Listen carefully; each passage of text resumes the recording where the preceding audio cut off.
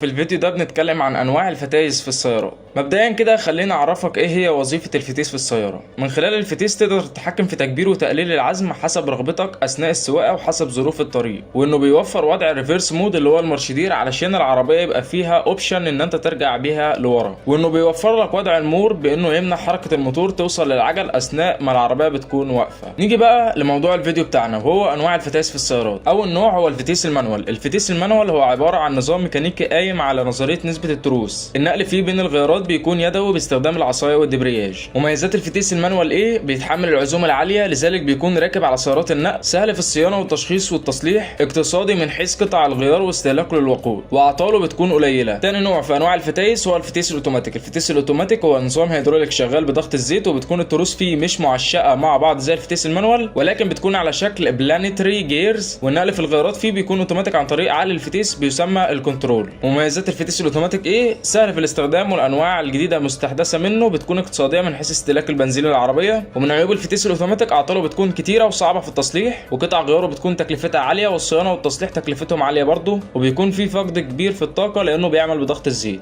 وثالث نوع معانا في انواع الفتايس هو الفتيس النص اوتوماتيك. الفتيس النص اوتوماتيك دوت هو فتيس جامع المميزات من الفتيس المانوال والاوتوماتيك، بمعنى انه واخد نظام التعشيق للتروس الموجود في الفتيس المانوال لانه نسبه فقد الطاقه فيه بتكون قليله، واخد من الفتيس الاوتوماتيك نظام الكنترول علشان يكون سهل في الاستخدام والتعامل. رابع نوع في انواع الفتايس هو الفتيس الديول كلتش. الفتيس الديول كلتش هو جامع بين الفتيس المانوال والاوتوماتيك ولكن بآلية عمل مختلفه. والفتيس الديول كلتش هو معقد شويه في الشرح، ولكن انا عامل له فيديو مخصص ليه، اسيب لك لينك الفيديو في الوصف. خامس نوع في انواع الفتايس هو الفتيس السي في تي. الفتيس السي في تي هو فتيس اوتوماتيك ما فيهوش تحكم يدوي، ومختلف عن باقي الفتايس. فكرته معتمده على ميكانيزم غير معقد، بيكون عباره عن طنبورتين وفي ما بينهم سير، وبيقدر انه يغير السرعات من خلال تغيير الاقطار للطنبورتين دول. طيب ايه هي مميزات الفتيس السي في تي؟ سهل في التعامل والاستخدام، اقتصادي في استهلاك البنزين، بيديك سرعه استجابه عاليه للنقل بين الغيارات ومفيش فيه طاقه مفقوده. ومن عيوب الفتيس ده انه ما يقدرش يستحمل القدرات العاليه لانها ممكن تقطع السير الموجود بين الطنبورتين دول. وبس كده، دي كانت اهم انواع الفتايس المختلفه في السيارات بشكل سريع ومميزاتها وعيوبها. اتمنى يكون الفيديو عجبكم وقدرتم تستفيدوا منه. ما تنسوش لايك وشير للفيديو، وتسيبوا لنا تعليقاتكم عن ايه الموضوعات اللي محتاجين نتكلم عنها الفتره الجايه، وكمان تتابعونا على فيسبوك، هسيب لكم لينك البيج في الوصف، ويا ريت كمان تشتركوا في القناه، هسيب لكم لينك القناه في الوصف.